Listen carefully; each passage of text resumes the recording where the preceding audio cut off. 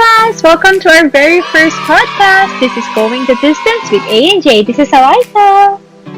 And this is Jake coming at you 8,000 miles from Manila to Chicago. So this is going to be our very first podcast. Thank you so much for clicking our video and hope you guys will enjoy this. So we will be talking about the 10 tips that we can share with you regarding long distance relationships. So how we made it work, how we are making it work, and how we will try to make it work in the future.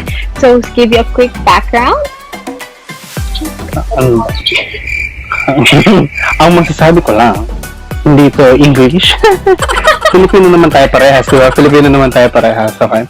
Yeah, naisip lang naman natin maggawa nitong podcast kasi in times ng coronavirus, diba? May lockdown and may mga usual na couples na lagi magkasama and naging LDR sila in a way, diba? So, we just wanted to share some tips to how to make the relationship work, lalo na kung biglang naging long distance relationship ko, di ba? So, we just thought that maybe we would be able to give you like a few tips, like a few insights from us. We are not perfect, of course. We're just, just usual. Experience lang, di ba? Usual couple there is na nagla-long distance right now. So, just a quick background. Jake and I actually met in college when I was still in Manila. We graduated from University of Santo Tomas. Wow! That was back in 2017, and a month after, my family and I migrated to the United States. So now I'm in Chicago. Yeah. So far, so good, right? So hope you guys would be able to learn a few things from us, and if you're interested and if you want to learn how we made it work and how we're making it work, just please keep on watching.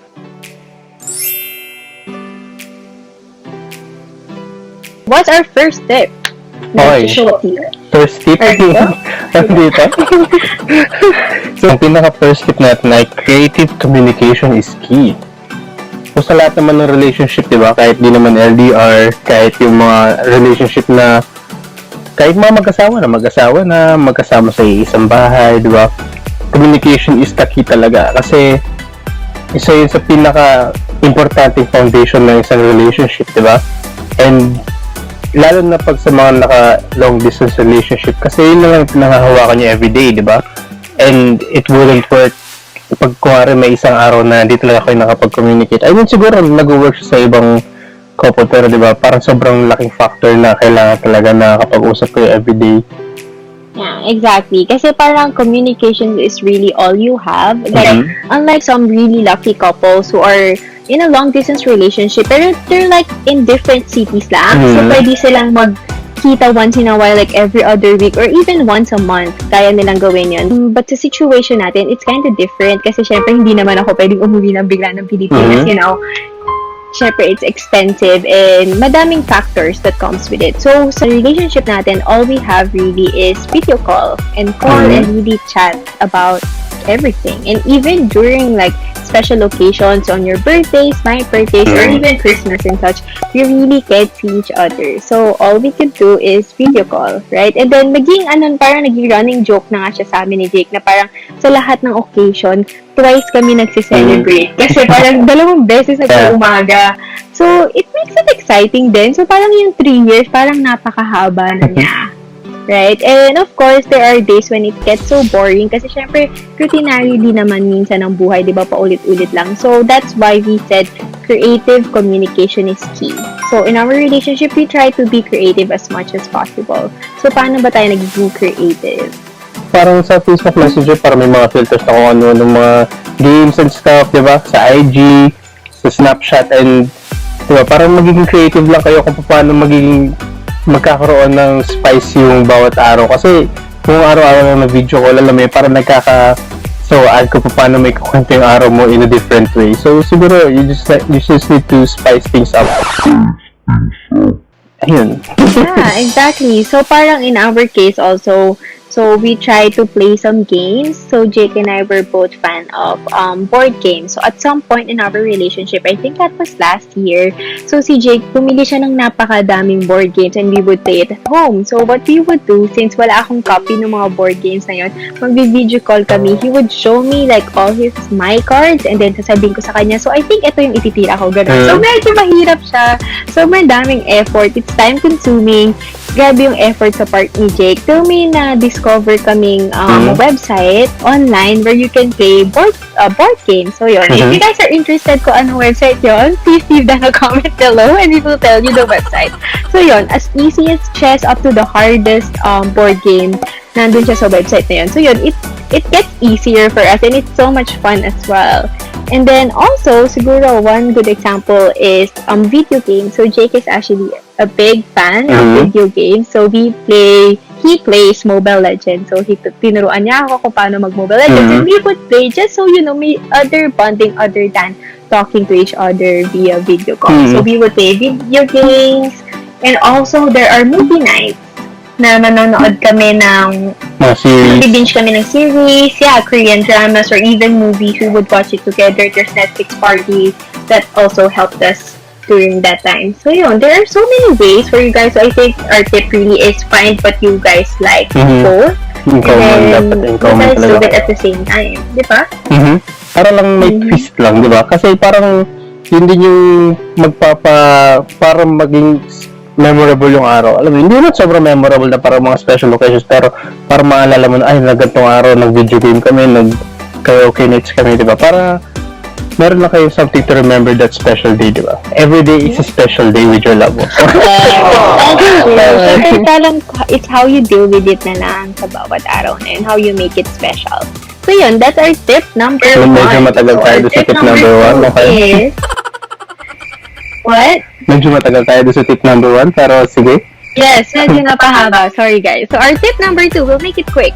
Tip number 2 is see it as an opportunity. So while you guys are apart, there are so many things that you can do on your own, and use this time to discover new skills or just work out or something. Diba parang it's your time future self will thank you for one day.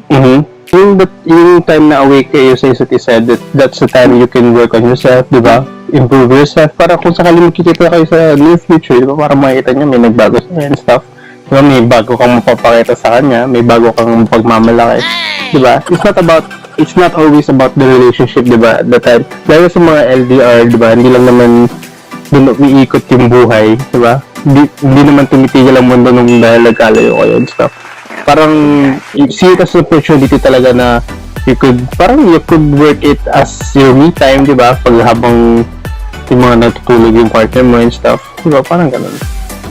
Yeah, enjoy your alone time, have some time for yourself and even for your family and your friends around you. So yun, perfect time siya para makipag-bonding ka sa family mo and your friends. Just really see it in a positive light, I would say. Yeah. Okay, that's it, I think. So, number 3. What's our tip number 3? So, number 3. Baka kasi mababother sila kasi tingnan sa iba na may cheat sheet kasi ako. Baka sabihin nila hindi ako nag-focus sa podcast. Okay. So, number 3. Be willing to make sacrifices and go the extra mile, di ba?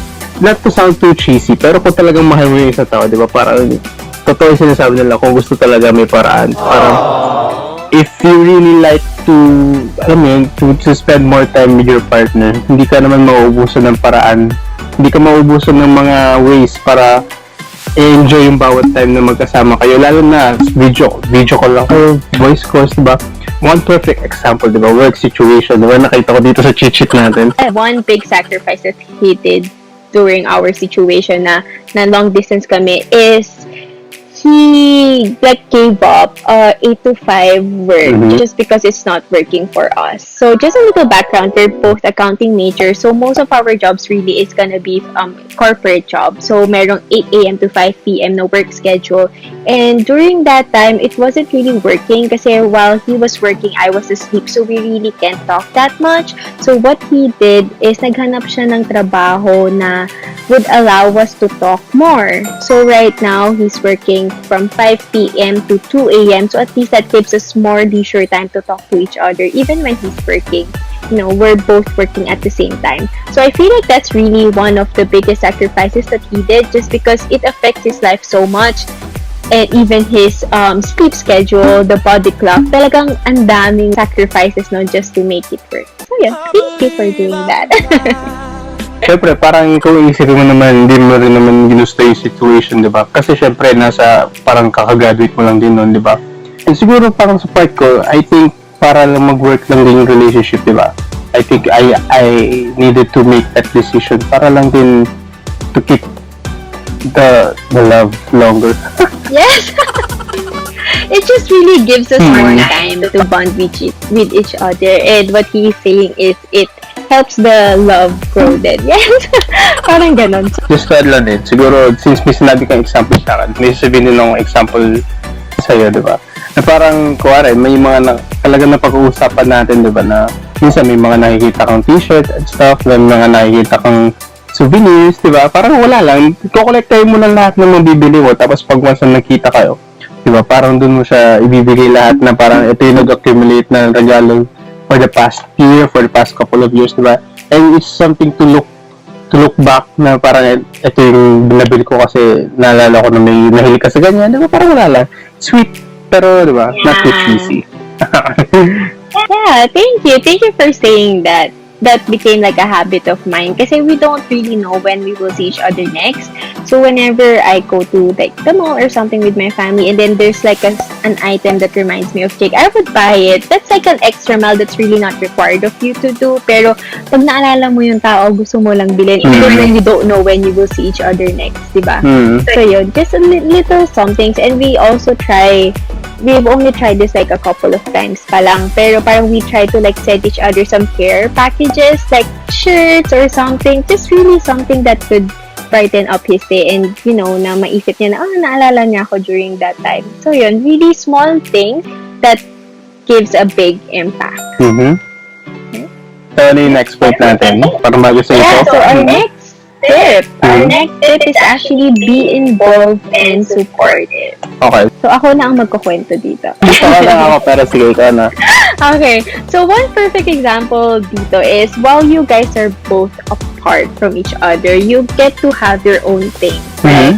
Si Jake, he loves playing with his friends. So he, like I mentioned earlier, he loves playing Mobile Legends. So he has his own squad and they would play and go and, do some tournaments and such. So yun, so being supportive means also that you will sacrifice the time that you allotted for each other just so he can enjoy that time with his friends. In a way na talagang hahayaan mo siya without any guilt factor na hindi ka magagalit sa kanya kasi nawawala yung oras together. Yun. Siguro masasabi ko rin doon parang nag-step up si Lysa doon na part na talagang hindi rin naman siya nagalit each time na syempre may times talaga na sobrang saya maglaro diba? Amin naman natin yan, boys. Masarap talaga minsan maglaro na tuloy-tuloy lang. Minsan nararamdaman mo na sa momentum ka. Tapos minsan nawawala sa isip mo na ay parang time namin. Parang babe time na, diba? Parang ganun. So, yun. Minsan, babe time. So, minsan, diba? Parang yun, mako-comment, diba? Parang sa ML din term yun. Mako-comment ko talaga sa Lysa dun na parang hindi lang siya yung nag-support lang na yun, magbibigay talaga. Binibigay niya na lang yung time na makakapagbansa na kami. Kung may usapan man kami na itong oras may gagawin kami and stuff, pero ibibigay niya lang yung oras yun kasi nag-enjoy na ako sa ML. So yun, tapos lalo na naging parang manager pa siya, diba? Sponsor ng All Out Gaming, diba? AO.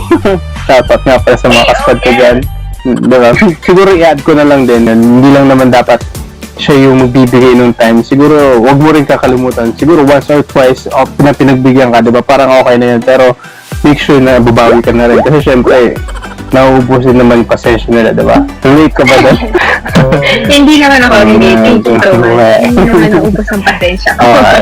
Hindi. So yun, siguro sa perspective ng tao na palaging nagbibigay when it comes to like this situation, if you guys are also experiencing it, diba? Sa mga ka-age group natin dyan, may hilig din sa video games. I know that supporting can be difficult kasi nga you also need to sacrifice yung time na para sa inyo na sana pero nilaro niya pa sa mga kaswa niya, diba? it can be difficult. So you really have to find it within you na you truly support that person. Same because you know that it makes him happy and it's just he's enjoying the time he has with his friends. So yun. And syempre, quick tip sa katulad nga ng sinabi ni Jay kanina. Syempre, sa mga pinagbibigyan, huwag nyo naman po kami sa mga attention ng mga jowa. Yes, tama naman yun. Ayun lang. And then, so, tip number 5. So, it is to stick to a schedule. So, ano masasabi mo sa pag-stick sa schedule? Nakaka-stick ba ako sa schedule natin? Nakaka-stick naman siya sa schedule. So, just a very quick background. Sa relationship kasi namin ni Jake, mahilig akong gumawa ng schedule. Actually, parang si Jake na nga rin. Mahilig lang ba talaga? That became our thing. Okay. That became our thing na mahilig kami sa mag-schedule. And just a very quick kwento lang. No? Nung 2017, before I left, like 2 days before our flight, nagkita pa kami ni Jake and we really wrote down our ground rules. Like, ganitong oras mag-uusap tayo, ganito, i-update mo ako, ganun. And it's so funny kasi para pa siyang naging contract. So, at the very bottom of our list, para nagpirmahan pa kami just to make it official. So, yun, it became our thing. Like, up until now, we would schedule like kung anong oras yung time for yourself, anong oras yung time for us, and of course, both of us are also working. So, syempre, we need also 8 hours of sleep or so. Okay. It's really sticking to the schedule because if not, lagot. Siguro i-add ko na lang din doon na parang, ano ba, syempre, magbabago at magbabago yung mga circumstances. Like, sa akin, di ba, hindi naman ako nag-stick din sa 8 to 5. I mean, I love that job too. Pero, di ba, magbabago at magbabago yung circumstances niya. Siguro, just try to keep up with the schedule talaga. Talagang, it would always be in a constant change, di ba? Mag-change talaga yung schedule niya. And, siguro, you just have to talk about it before pang mag-engage to sa schedule na yun. Kasi diba parang kung talaga napaghandaan niyo siya before, I mean, hindi mawawalan yung oras para sa isa't isa, diba? Parang ganun. Easy. Pero totoo. That's true. And also to add to that then is be open when hindi nasusunod yung schedule nyo, ganun. Kasi syempre, life just happens, diba? Minsan, something will come up and something will parang destroy like your schedule. So yun, just be open. Pero I think it's still nice to have a schedule kasi that it's still a priority. Like, even in the midst of everything that's happening. Yeah, so that's about it. That is the first 5 tips that we shared with you guys on how to make long-distance relationship work. So if you're interested to hear the other 5 and the last 5 tips that we have for you, please stay tuned. We will be sharing that on the next podcast. Thank you once again for watching. We hope you guys learned a thing or two from our relationship and from our insight in this podcast. This is once again Going the Distance with A&J. This is Lysa. And this is Jake. And we thank you and we'll see you on the next one. Bye.